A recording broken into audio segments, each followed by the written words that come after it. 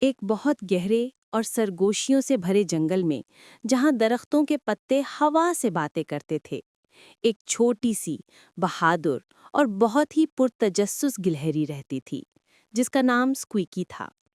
دوسری گلہریاں تو بس اپنی روزمرہ کی زندگی میں مگن رہتی تھیں، صرف اخروٹ جمع کرتی اور خوش رہتی تھیں، لیکن اسکویکی کا دل کچھ اور ہی چاہتا تھا۔ اس کی روح میں جدوجہد اور مشکلات سے بھرا سفر کرنے کی خواہش تھی۔ اس نے ایک پرانی کہانی سن رکھی تھی، ایک جادوئی اخروٹ کی کہانی جو جنگل کے سب سے گھنے اور گہرے حصے شیڈوئی تھکٹ میں چھپا ہوا تھا۔ مانا جاتا تھا کہ جو بھی اس اخروٹ کو کھائے گا اسے بے پناہ علم اور عقل مندی مل جائے گی۔ اسکویکی نے فیصلہ کر لیا کہ وہ اس جادوئی اخروٹ کو ڈھونڈ کر رہے گا۔ ایک دن اس نے اپنے گھر والوں کو، جو اس کی فکر میں تھے، الوداع کہا اور انجان راستوں پر نکل پڑا۔ اس کا سفر خطرناک تھا۔ راستے میں اسے غصے والے بیجرز اور چالاک لومڑیوں کا سامنا کرنا پڑا۔ ہر قدم پر مشکلات تھیں، لیکن اسکویکی کا عزم کسی بھی ڈر سے زیادہ روشن تھا۔ اس کے لیے جادوئی اخروٹ صرف ایک افسانہ نہیں تھا، بلکہ اس کی تقدیر تھی۔ ایک جگہ سے گزرتے ہوئے اس نے ایک سوتے ہوئے بیجر کو دیکھا جس کے پنجے بہت تیز تھے۔ اسکویکی اس سے بچ کر چپ چاپ آگے بڑھا۔ پھر سایوں میں سے ایک لومڑی اسے چمکتی آنکھوں سے گھور رہی تھی۔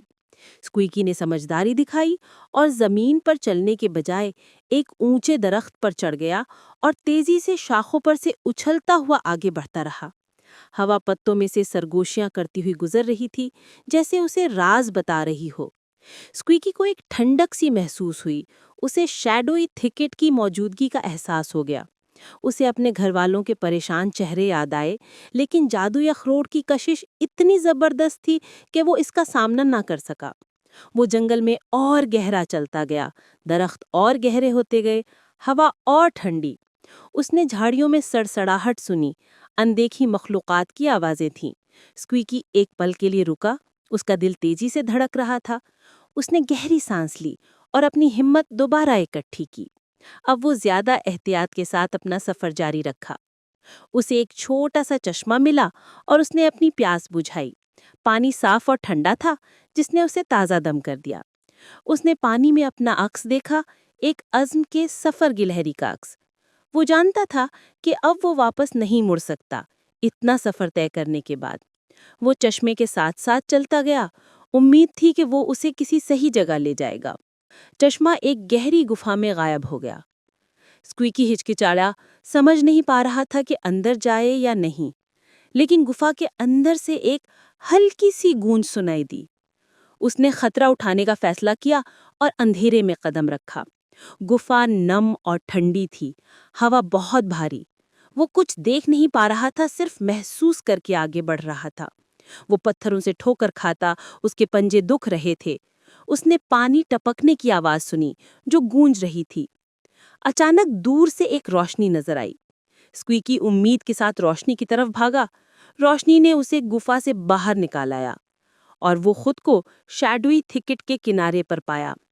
تھکٹ ہمیشہ کے لیے دھوپ چھاؤں کی جگہ تھی۔ ایک عجیب سی خاموشی ہوا میں چھائی ہوئی تھی جو اسے بے چین کر رہی تھی۔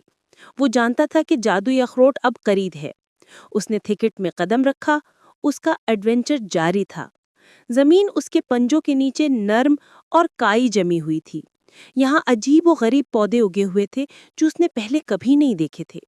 اسے محسوس ہوا جیسے کوئی اسے دیکھ رہا ہے، سایوں سے آنکھیں اسے گھور رہی تھیں۔ لیکن اسکویکی آگے بڑھتا گیا، اخروٹ ڈھونڈنے کے عزم کے ساتھ۔ اس نے آگے ایک کھلی جگہ دیکھی جہاں روشنی چمک رہی تھی۔ وہ احتیاط سے اس کھلی جگہ کی طرف بڑھا، کسی بھی چیز کے لیے تیار۔ ہوا میں بجلی سی کڑکڑاہٹ تھی، ایک جادوئی موجودگی۔ اس نے ایک شاخ پر بیٹھے ہوئے دانا الو کو دیکھا۔ الو کی آنکھوں میں قدیم علم کی چمک تھی۔ اسکویکی سمجھ گیا کہ یہی اس اخروٹ کا نگہبان ہے۔ اس نے خود کو آگے آنے والے امتحان کے لیے تیار کیا۔ وہ سیدھا کھڑا ہوا، اپنی قدر ثابت کرنے کے لیے تیار تھا۔ اس نے اپنے مقصد جادوئی اخروٹ پر توجہ دی۔ اسے کوئی چیز روک نہیں سکتی تھی، چاہے کچھ بھی ہو۔ اس کی تقدیر اس کھلی جگہ میں اس کا انتظار کر رہی تھی۔ اس نے آخری سانس لی اور آگے بڑھا۔ ایڈونچر ابھی ختم نہیں ہوا تھا، یہ تو ابھی شروع ہوا تھا۔ स्क्वीकी शैडोई थिकेट में दाखिल हुआ। धूप छांव ने उसे घेर लिया। चारों तरफ एक अजीब सी खामोशी छाई हुई थी जो विस्परिंग वुड से बिल्कुल मुख्तलिफ थी।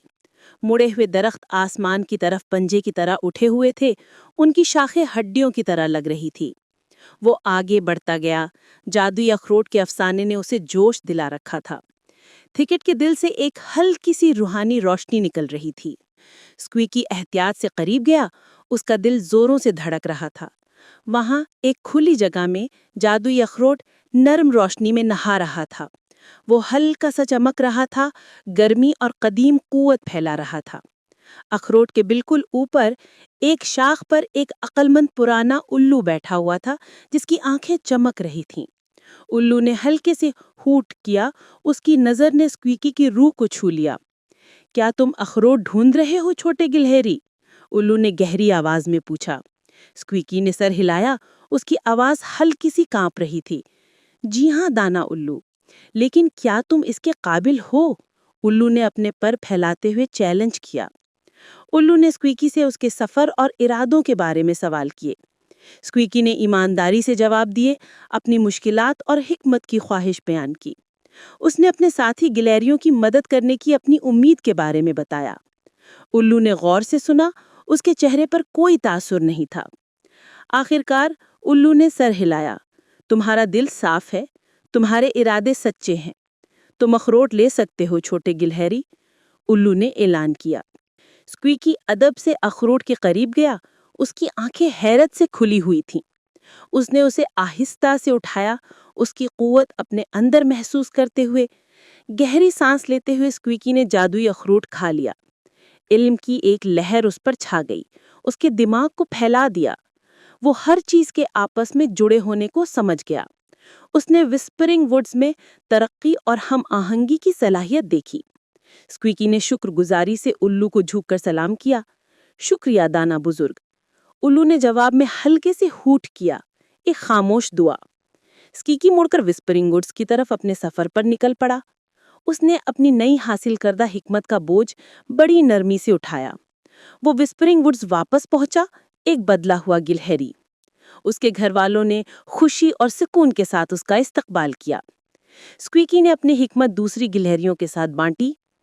उसने उन्हें इत्तेहाद, समझदारी और अदब के बारे में सिखाया। उसने उन्हें उम्मीद से भरे एक रोशन मुस्तकबिल की तरफ रहनुमाई की।